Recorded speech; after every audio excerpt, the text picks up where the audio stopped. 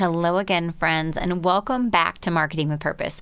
My name is Monica Pitts, and I am tackling a doozy of a topic today.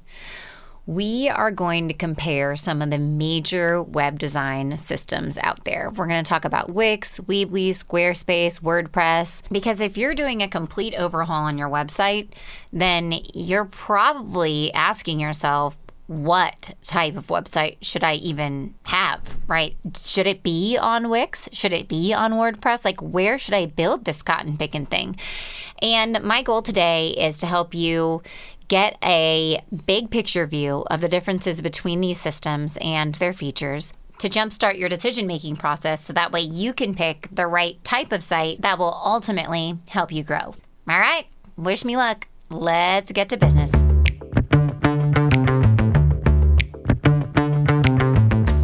If you're a natural-born marketer, you're one lucky son of a gun. If you're like most people, marketing, especially online marketing, is about as appealing as standing in a police lineup. The May Create team of creatives has transformed websites and digital marketing from craptastic to fantastic since 2005. Our podcast, Marketing with Purpose, makes sense of marketing so you can make purposeful decisions instead of carrying on with the same old crap you've been doing. And now your host, Monica Pitts, founder of May Create, with another episode on how to make your marketing not suck.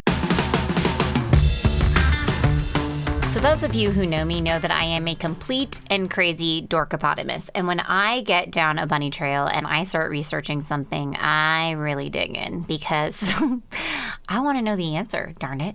And people have been asking me for a while now, like, why WordPress? That's what we build in. Why WordPress?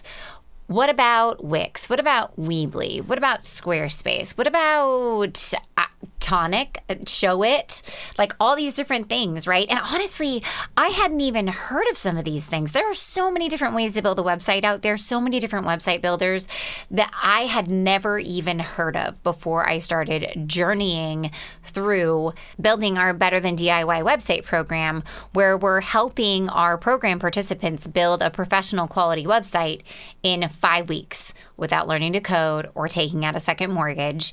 We pair them with a designer and they come up with a customized design. And then we pair that with DIY page by page writing and building training. So that way they can get this professional quality customized site that their business needs to grow without spending $1 million or learning to code. And see, that's what all these other systems do too, right? So what is the difference between what we're doing on WordPress and all these other systems? I feel like I have to know because people keep asking. So I'm going to tell you. Now, it's a little bit tricky to compare all these systems because they're not super forthcoming with all of their details. You kind of got to dig in there to find exactly what you're getting in each one. They all seem very feature rich.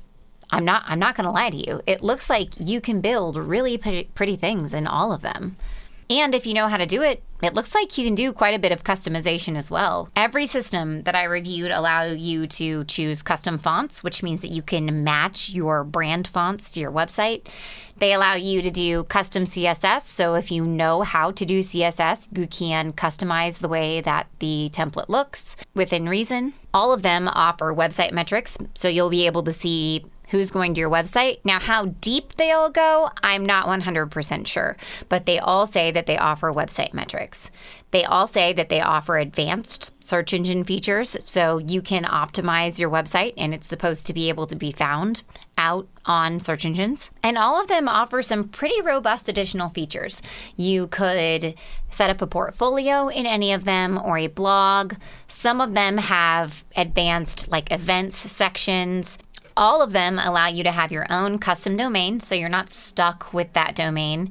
And every single one of them allow you to integrate a shopping cart if they don't come like already fully featured with a shopping cart built in. So there's so many things that are the same about them. So how are they different? That's what we're supposed to be talking about, right? So how are they different? I've talked to you for 3 minutes about how they're the same. How are they different? The first way that they're different is in popularity.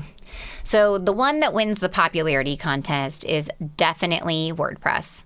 WordPress powers over 43% of the websites on the internet as of December 2022. And over 65% of websites that people can edit on their own use WordPress. Now, the second most popular CMS, which that's a content management system, which means that people can edit it on their own, is Shopify. And its market share is just 6.6%. But then Wix, Squarespace, and Joomla are next with 2.8%, 2.7 and 2.6% market shares respectively. So WordPress is definitely winning the popularity contest. Now, what does that mean to you, right? Because we're not just voting for prom queen here. We actually want to pick a website that's going to power the website that you need to grow your business, right?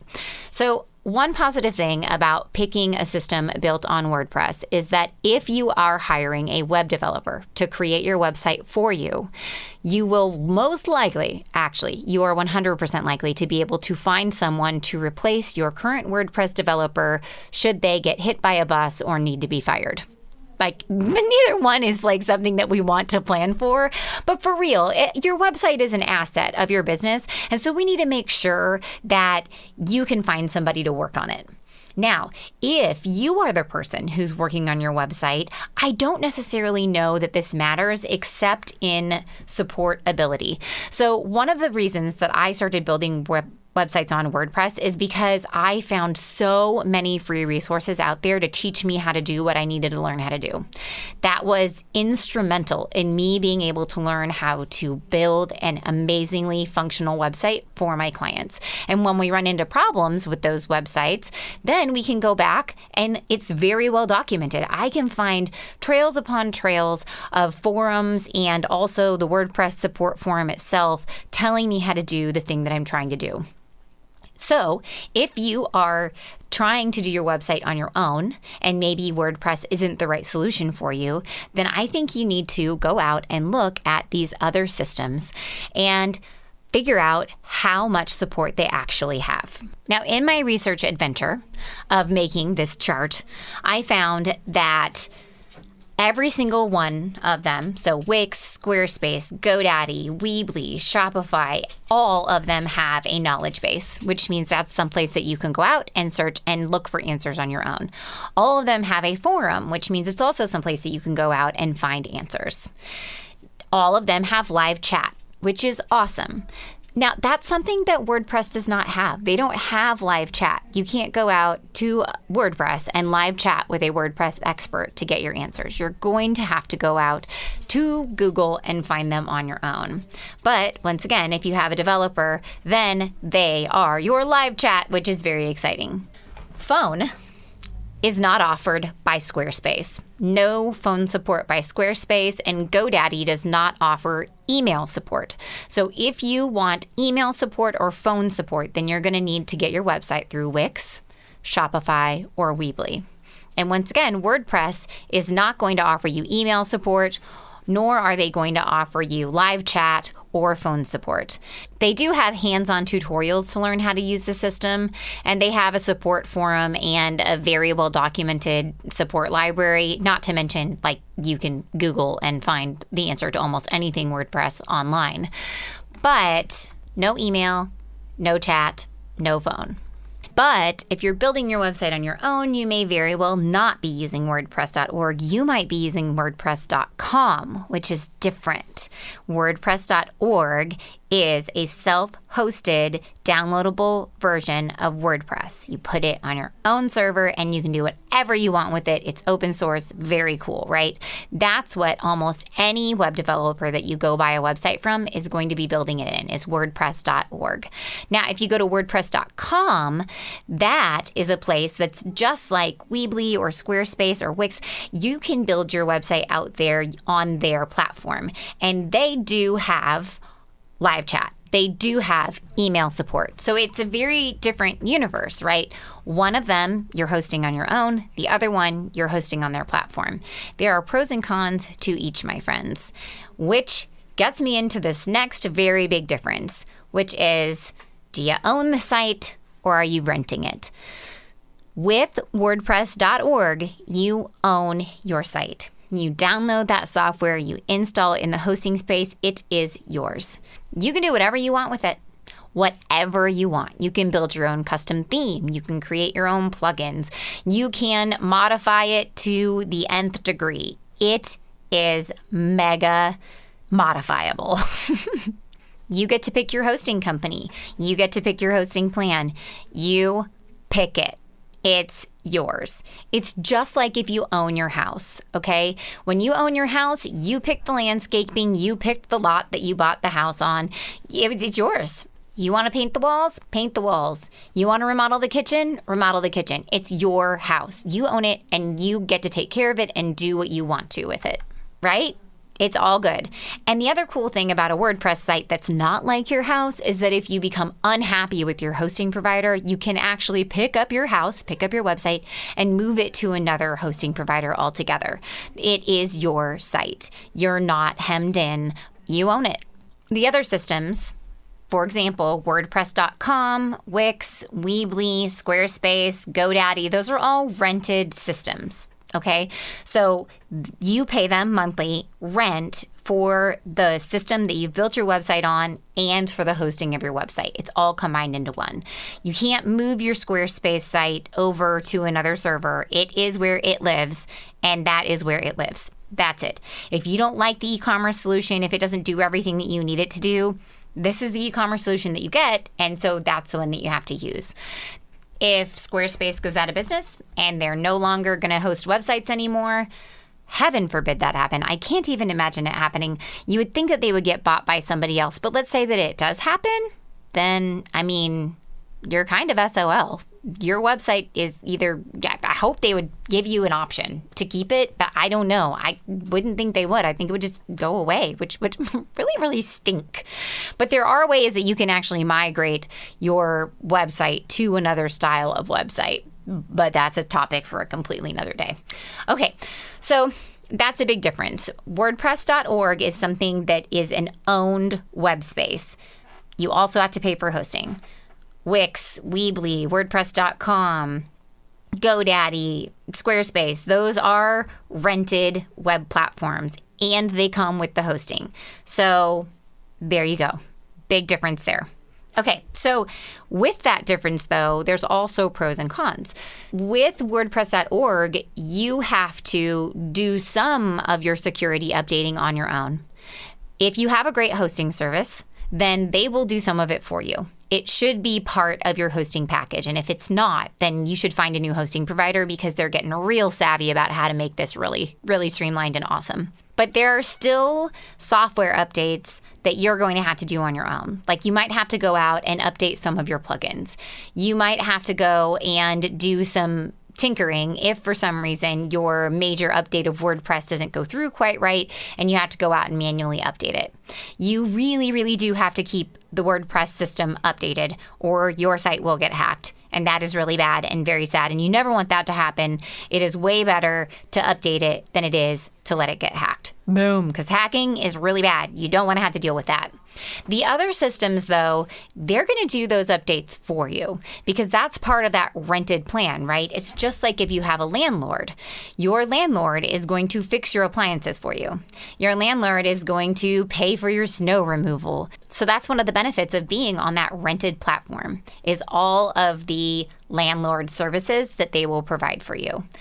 The challenge becomes when you don't approve of the landlord's services and you want them done better or faster or more robustly. You want more features. That's when the rented system doesn't work as well for you anymore. So that's another major difference, right? The extendability of the system. Now with WordPress.com, you can extend it to some degree. With WordPress.org, you can extend it into infinity. It can do almost anything. Should you have it doing almost anything? I really don't think so, but that is a conversation for another day. But it will do almost anything that you need it to do. Now, when I say that you can extend it to do almost anything, that's because it has this thing called plugins, and all of the web building systems have apps or plugins that you can put on them, just like you would put on your phone to extend the functionality of your phone, right? An app is just like a plugin to a website. It extends the functionality of your phone. So WordPress leads the pack. There's over 70,000 plugins on WordPress that you can use to extend the functionality of your website. On Wix, there's over 600. Weebly has over 200. Squarespace has 14. Now, that's not to say that these other systems are not incredibly robust. I was very impressed with the level of availability for features like payments and shopping carts and integrated email marketing and posting to Facebook, other marketing services. Like, that's really cool that these platforms like Squarespace and Wix and Weebly offer those types of solutions to people. I think that's really awesome. And the fact that there is a ready-made shopping cart in the system for you, that's awesome. Because if this is your first foray and you don't need anything customized, then one of those systems could very well work great for you. Like, could be great. They honestly look like they would be pretty legit starter solutions. I don't want to lead you astray though. There's going to be setup regardless of what system you use. Setting up functionality like a shopping cart on your website is not like magic and poof, it's set up. That's not how it works. Regardless of whether it's already implemented in your site. It's not like it already knows your shipping details and who your shipping provider is and how it's going to charge people for that kind of stuff or what your taxes are. You have to set that up regardless of what system you use if you're setting up a shopping cart. There's just details that have to be maintained, set up, and handled regardless of what system you're using to build your website. The challenge that I see is if down the road, let's say 1 or 2 years from now, you want to add something else to your website and it's not supported in that system, then you're hosed and you're going to have to move your website to a system like WordPress so that way you can extend it in that way, because WordPress can be made into almost anything. So for example, I just had a conversation with somebody the other day and they run a nonprofit campground. They accept reservations on a system that's external from their website, and they also want to be able to accept donations from people using the same payment processor that that external booking system requires on their website, because they use the payment processor and that booking system jointly to be able to manage all of their donor data. Wouldn't that be great if they could do that? But here's the deal. They can't, because there isn't a ready-made solution to connect Wix, where their website is built, with the payment processor so they can accept donations, or even integrate it with a form inside of the booking software so that way they can accept donations without having like some serious programmer mojo intervention. And they're a nonprofit. They don't have the money to pay for custom integration. And even if they did, the second that the booking engine adjusts the way that it works, they would be hosed, because now their API isn't going to work anymore with their website, and they're going to have to go out and they're going to have to figure out why it's failing and semi-rebuild it. It is so much work to maintain.